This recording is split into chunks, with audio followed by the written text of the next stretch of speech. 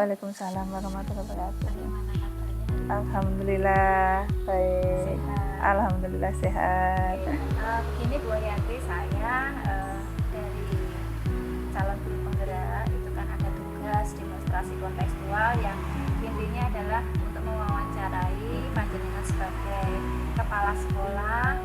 Ini terkait dengan wawancara kepada kepala sekolah dalam pengambilan suatu keputusan. Pengambilan keputusan itu berdasarkan dilema etika dan rujukan moral.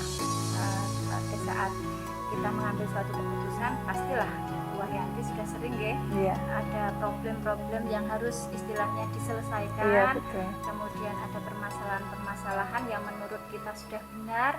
Kemudian tetapi kita dalam mengambil keputusan ada beberapa keputusan yang sama-sama benar, sama-sama benar. Nah, sekiranya itu bagaimana solusi ataupun kita dalam mengambil keputusan supaya keputusan yang bisa kita ambil nanti bisa memberikan banyak manfaat dan pastinya tidak menimbulkan masalah yang baru, itu yang tujuan utamanya.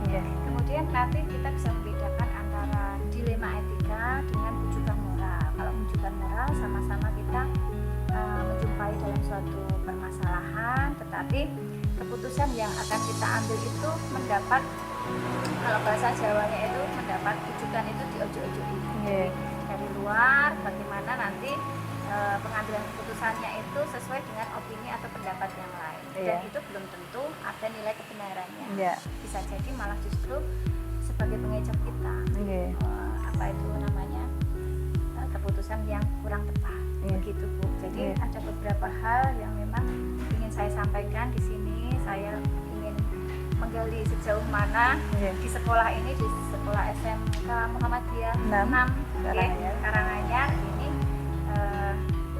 apa saja yang sekiranya nanti informasi apa saja yang bisa membuat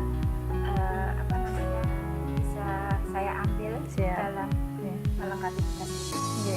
Untuk yang pertama Bu, mestinya selama ini kira-kira bagaimana caranya Bu Yanti itu dalam mengidentifikasi kasus, mengidentifikasi suatu kasus itu yang berkaitan atau merupakan dilema etika dengan rujukan moral. Jadi ada beberapa kasus yang ada di sekolah kami di SMK Muhammadiyah 6 Karanganyar itu yang dilaksanakan kegiatan-kegiatan yang berhubungan dengan siswa. Di antaranya ada pada saat melakukan proses pelatihan lomba kompetensi siswa, ketika siswa ditunjuk dan sudah diseleksi dari program masing-masing, otomatis terpilih menjadi siswa yang akan mewakili sekolah sebagai peserta lomba kompetensi siswa. Nah, pada saat menjadi peserta otomatis butuh persiapan baik latihan fisik ataupun latihan materi yang akan itu menyita waktu pada saat proses pembelajaran, sehingga siswa tersebut terkonsentrasi untuk melakukan proses latihan sehingga tidak bisa mengikuti proses pembelajaran untuk yang guru yang lain. Makanya untuk kasus dilema etika seperti itu kami juga berkoordinasi dengan semua pihak, baik dari pihak kesiswaan, nanti yang selaku mewakili untuk yang ranah kesiswaan, untuk membackup di tata tertibnya, dan di kurikulum itu untuk proses pembelajarannya agar semuanya juga bisa berjalan. Jadi nanti dari pihak BP itu juga nanti untuk memfasilitasi kegiatannya. Terus dari wali kelas juga nanti bisa untuk mendampingi bahwa siswa tersebut itu juga bisa melaksanakan dengan baik tanpa ada beban. Akan tetapi yang namanya proses kegiatan pasti ada yang namanya yang pro dan kontra. Ada yang beberapa dari pihak luar ataupun dari pihak beberapa guru itu ada yang tidak bisa menerima. Itu juga jadi rujukan moral bahwa nanti kalau misalkan siswa tersebut tidak mengikuti pembelajaran, nilainya bagaimana? Nah, itu kan otomatis kan ada beberapa masukan dari guru, akhirnya siswa tersebut jadi bimbang. Jadi bimbang, apakah saya harus melaksanakan lomba untuk persiapan lomba, apakah saya harus melaksanakan proses pembelajaran? Nah, itu juga kita harus memberikan informasi ke siswa tersebut bahwa yang namanya proses seleksi sudah jadi dipilih dari pihak sekolah itu juga sudah jadi duta sekolah. Dan itu juga kita informasikan ke semua guru, karyawan semuanya, kita koordinasikan agar semuanya bisa mendukung kegiatan tersebut. Mungkin itu yang sehingga butuh ini ya, jadi ada konsekuensi. Betul. Konsekuensi antara murid dengan guru yang nantinya pasti akan membawa dampak. Betul. Ketika siswa itu ditunjuk sebagai duta, kemudian dia konsekuensinya kan tidak bisa mengikuti pembelajaran. Betul. Sehingga perlu adanya koordinasi dengan pihak guru mapelnya dan wali kelas. Nah, sejauh ini kira-kira sudah terlaksana, berarti kan sudah pernah gitu.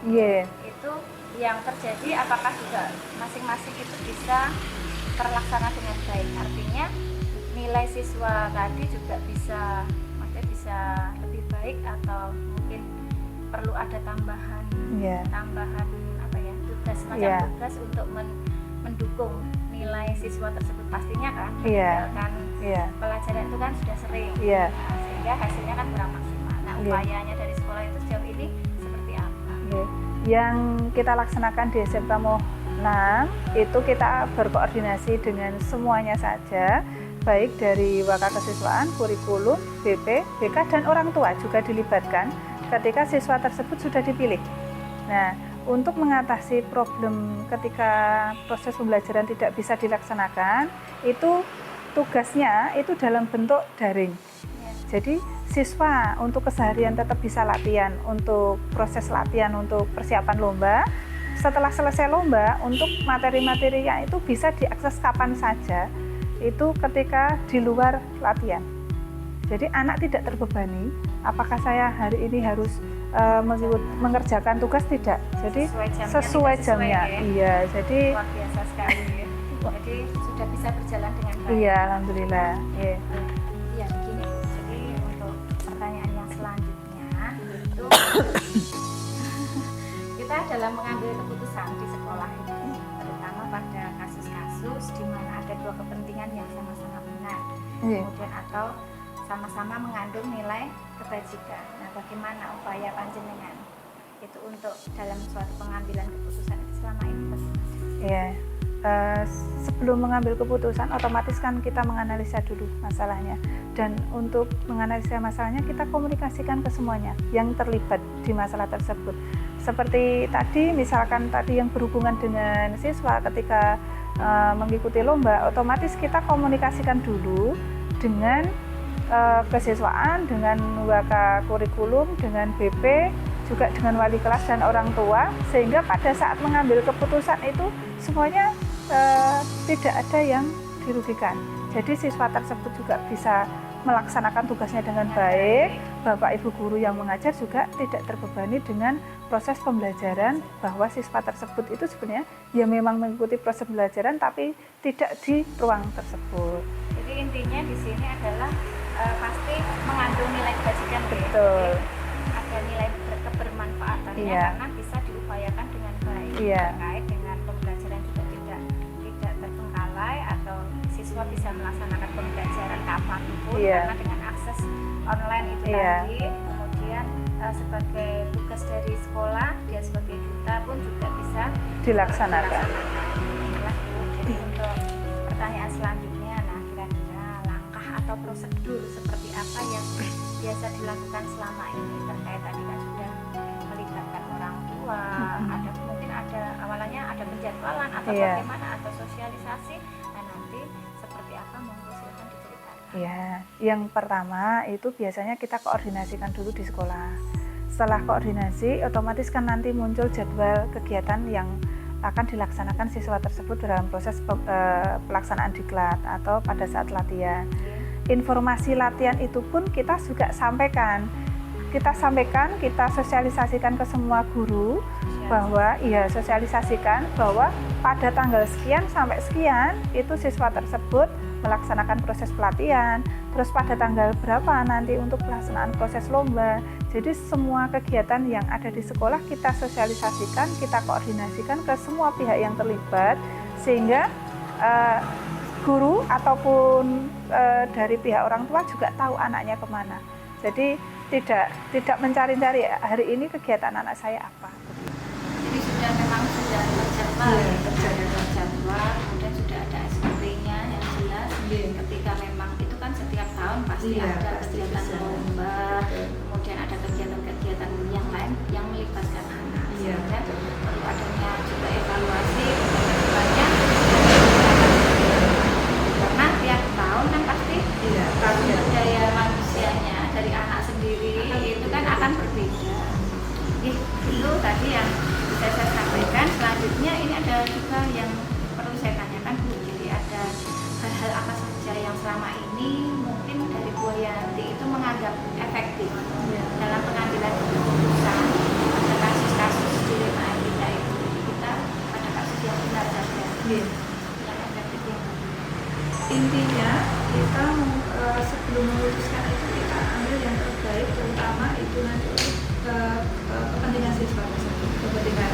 Jadi jangan sampai semua yang kita putuskan dari pihak sekolah setelah koordinasi itu akan merugikan siswa tersebut. Intinya semua kegiatan yang ada di sekolah itu kan pelayanan siswa.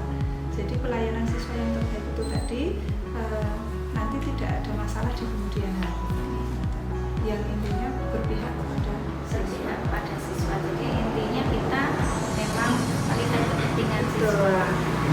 Yang nantinya pastinya kan kita juga menginginkan setelah kita bisa memenuhi kebutuhan siswa, harapannya kan kegiatan itu juga bisa berjalan dan kebermanfaatan itu tidak hanya diambil dari siswa saja, melainkan dari semua pihak, baik itu dari guru maupun masyarakat. Begitu luar biasa sekali ini. Jadi menarik sekali nih. Jadi mungkin kapan-kapan kita sudah akan ngobrol yang lain ya, boleh gitu ya.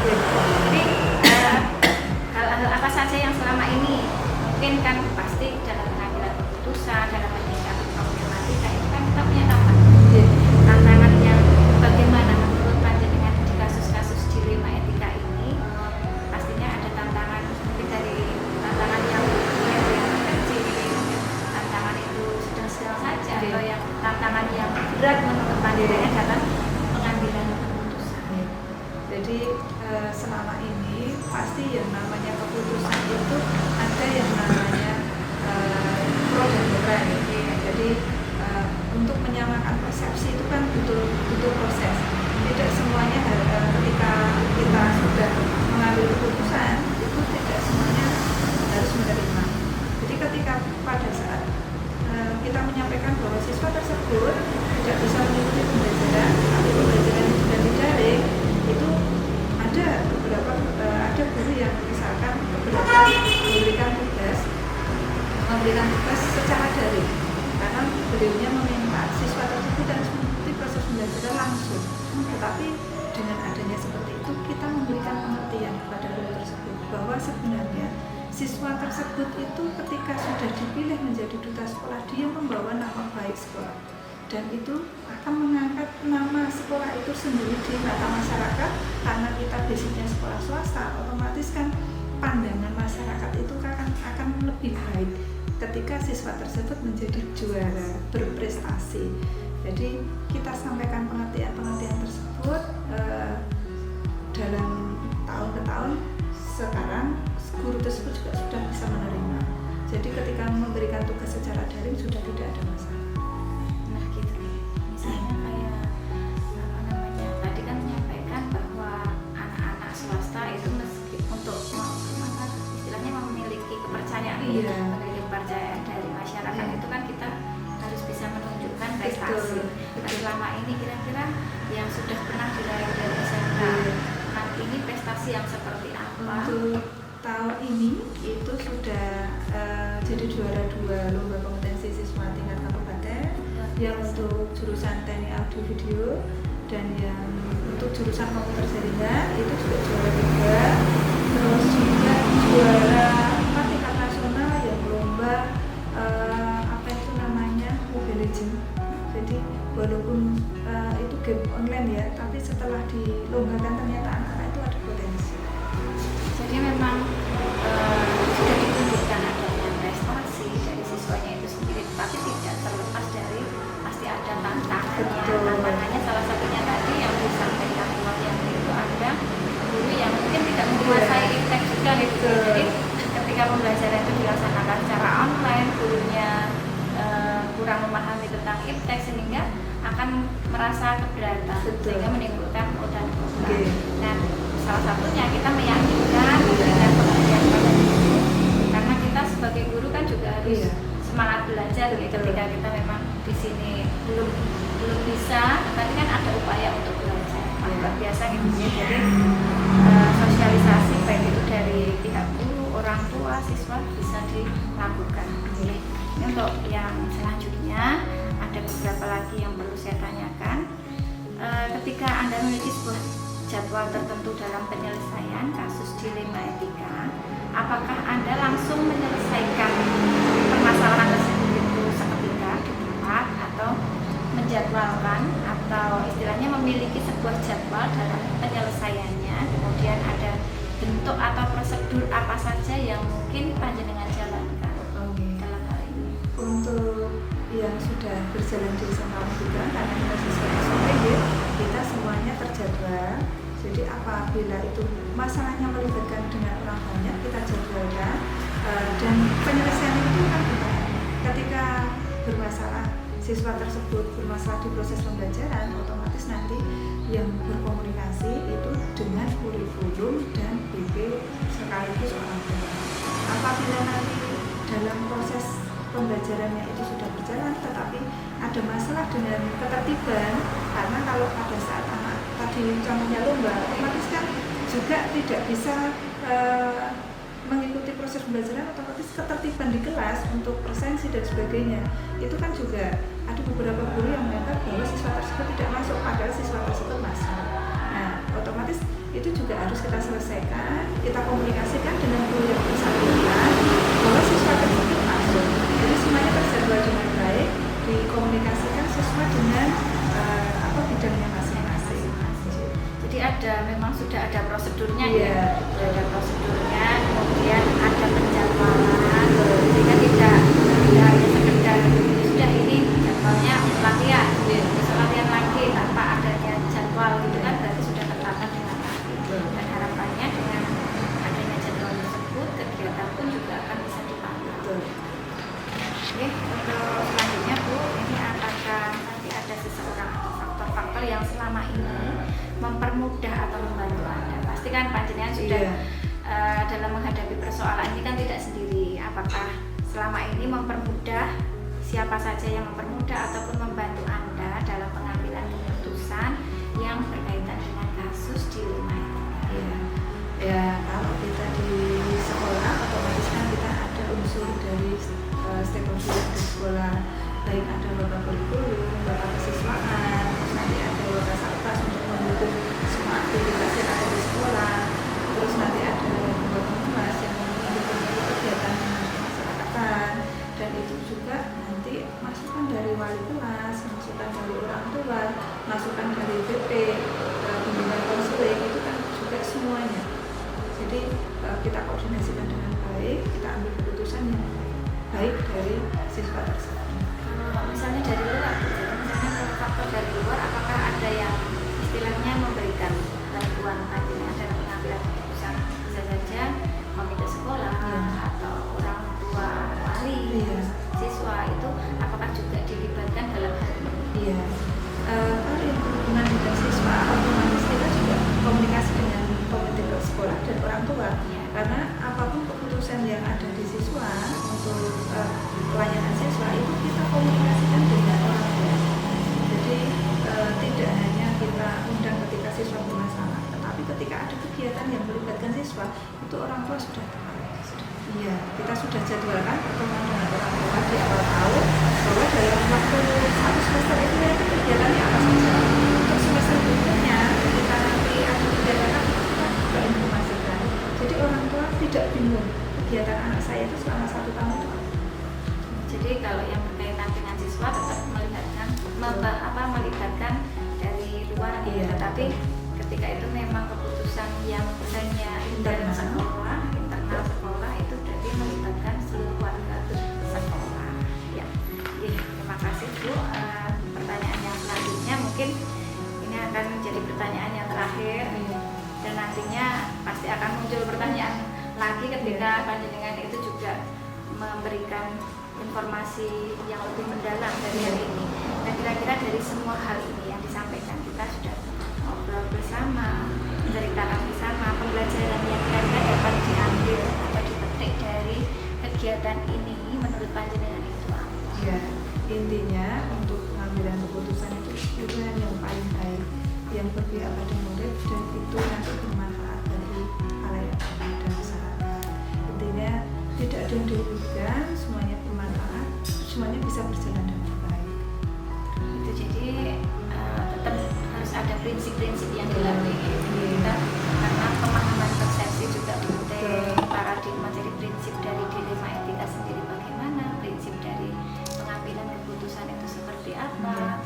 Kemudian dalam pengambilan keputusan itu kan ada beberapa langkah yang membutuhkan kita berpikir, mengkaji ulang, jadi tidak secara terburu-buru, istilahnya gegabah dalam pengambilan suatu keputusan. Jadi perlu adanya pengkajian terhadap masalah tersebut, mengkomunikasikan dan mestinya berkolaborasi dengan rekan sejawat dan keluarga sekolah tadi yang dengan sudah sampaikan, sehingga nanti akan menimbulkan suatu pengambilan keputusan yang dirasa tepat. Gitu, ya. Jadi terkadang kita juga seperti ini. Jadi keputusan yang kita anggap tepat, itu tidak selamanya mungkin kita jalankan setelah kita mengambil keputusan sudah disepakati bersama. Tetapi setelah kita jalankan, ternyata itu dalam perjalanan waktu, keputusan yang kita ambil itu malah justru menimbulkan masalah yang itu kan juga pernah. Jadi kita perlu adanya mengkajian ulang atau evaluasi ulang. Nah, kira-kira menurut panjenengan itu ketika keputusan itu yang sudah kita musyawarahkan, kita ambil sesuai kesepakatan bersama dan kita jalankan, ternyata kita merasa, panjenengan sudah merasa kok ini kurang tepat ya. Nah, itu langkah panjenengan kira-kira kalau yang terjadi di SMK Mohnam, karena kita itu kan untuk koordinasi dengan lini, terutama untuk 2K, itu kan kita koordinasinya rutin. Jadi 1 minggu sekali itu kita ada briefing. Briefing itu tujuannya itu apa? Melaporkan semua kegiatan yang ada di sekolah, itu apakah sudah berjalan baik atau belum. Jadi ketika ada masalah ataupun ternyata setelah kita putuskan di kemudian hari ada masalah, itu segera tertangani dengan baik. Jadi evaluasi terus masukan itu setiap minggu ada kita laksanakan. Untuk rapat secara besar, secara semuanya yang melibatkan guru karyawan itu 1 bulan sekali. Makanya ketika ada masalah sebelum nanti menjadi besar itu sudah tertangani di mingguan dulu. Jadi kita ada yang namanya koordinasi mingguan, briefing mingguan, ada koordinasi untuk bulanan. Jadi setelah upacara itu ya Bu ya? Iya, betul. Upacara itu biasanya memang dilaksanakan di setiap sekolah seperti itu. Jadi kalau upacara kemudian kita meluangkan waktu 10 sampai 20 menit untuk koordinasi, untuk evaluasi.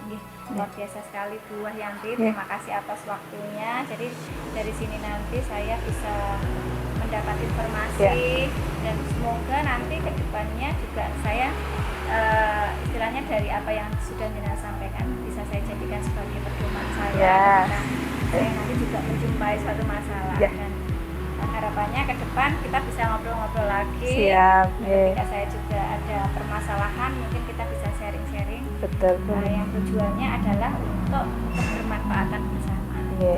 Mungkin wawancara pada kesempatan kali ini saya cukupkan. Terima kasih atas waktunya. Mohon maaf karena di bulan puasa harusnya jenengan tidak apa-apa istirahat, tetapi bisa meluangkan waktu untuk saya. Tidak apa-apa. Saya pamit dulu. Terima kasih. Assalamualaikum warahmatullahi wabarakatuh. Waalaikumsalam warahmatullahi wabarakatuh.